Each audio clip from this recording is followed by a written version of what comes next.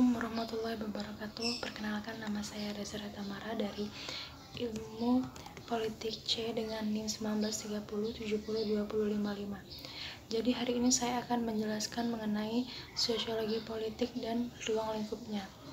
Dan juga ada komunikasi politik, juga ada studi kasus yang saya ambil mengenai partisipasi politik dan dalam pemilihan kepala daerah Organik Sumatera Selatan. Yang pertama saya akan menjelaskan mengenai sosiologi politik, yaitu ada yang dimaksud adalah suatu disiplin ilmu yang membangun antara ilmu sosiologi dengan ilmu politik, ya, dengan berbagai fenomena politik yang tidak bisa dilepas dari struktur sosial masyarakat dan juga tidak bisa dilepas dari tantangan politik. Dan selanjutnya ada ruang lingkup sosiologi. Ruang lingkup sosiologi ini terdapat 7, yaitu struktur masyarakat, sistem sosial, pelapisan masyarakat atau stratifikasi sosial. Yang keempat itu adalah negara. Selanjutnya ada kekuasaan dan kewenangan dan pembuatan keputusan dan juga kebijakan publik. Yang pertama itu struktur masyarakat. Struktur masyarakat di sini adalah susunan sosial dalam membentuk kelompok-kelompok sosial dalam masyarakat. Dan yang kedua ada sistem sosial.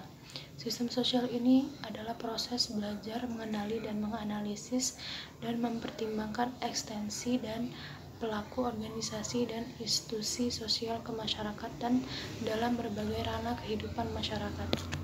Selanjutnya ada stratifikasi sosial. Itu yang dimaksud adalah struktur masyarakat dalam membagi ke masyarakat ke dalam tingkat-tingkatan.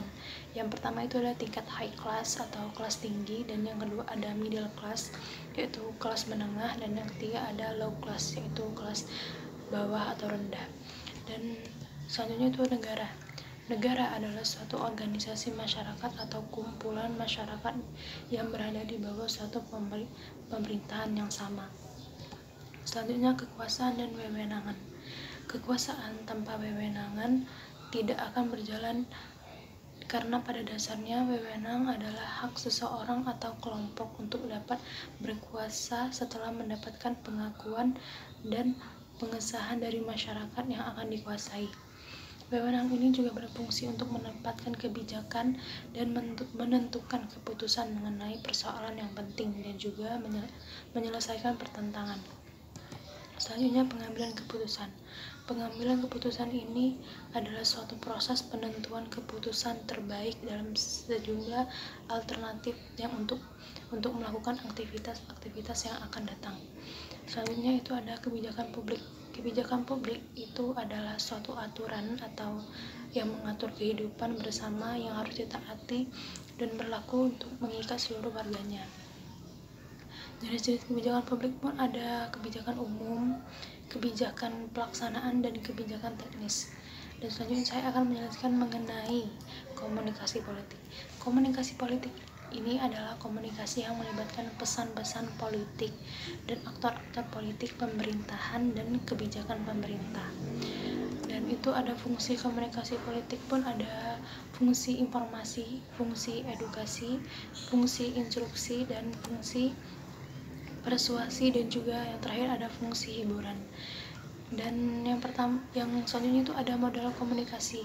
Model komunikasi itu terbagi menjadi 2, yaitu modal linear dan interaksi. Modal linear ini adalah modal yang menggambarkan arah linear komunikasi dari sumber, pesan, dan penerima.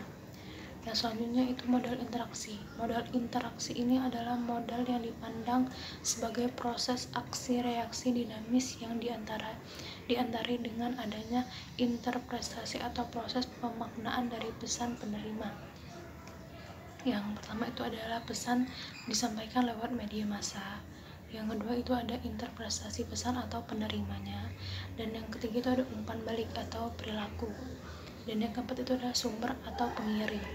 Selanjutnya ada komunikator politik, yaitu ada politisi, profesional, aktivis, dan tokoh masyarakat, elit birokrasi atau penyambung lidah.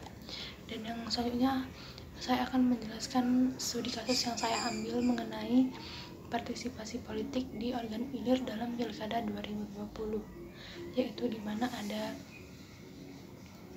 pasangan-pasangan dari calon-calon tersebut pada masa pandemi saat ini. Di tahun 2020 ini masih ada COVID-19, mereka melaksanakan partisipasi politiknya dengan cara kampanye dengan tatap muka.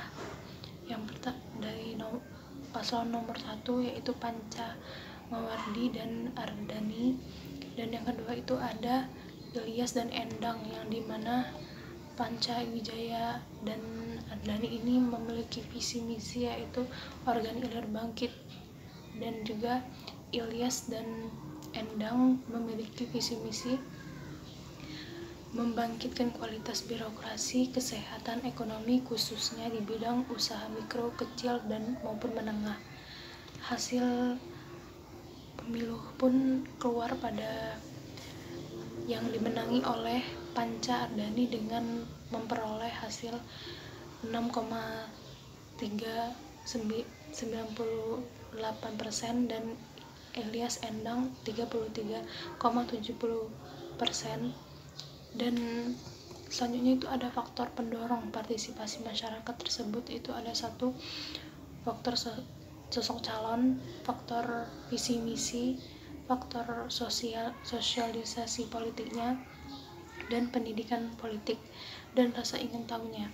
Dan yang terakhir itu ada perspektif partisipasi politik masyarakat pada pemilihan kepala daerah organ ilir, yaitu ada kesadaran politik, lokasi TPS, dan juga kartu pemilihan. Dan di sini ada piramida partisipasi politik di organ ilir ini, yaitu kebanyakan aktivis dan juga masyarakat umum yang menggunakan hak pilihnya, dan juga ada orang-orang yang tidak menggunakan hak pilihnya. Nah, itulah hasil dari presentasi saya. Semoga dapat diterima dan dapat dipahami. Saya akhiri. Wassalamualaikum warahmatullahi wabarakatuh.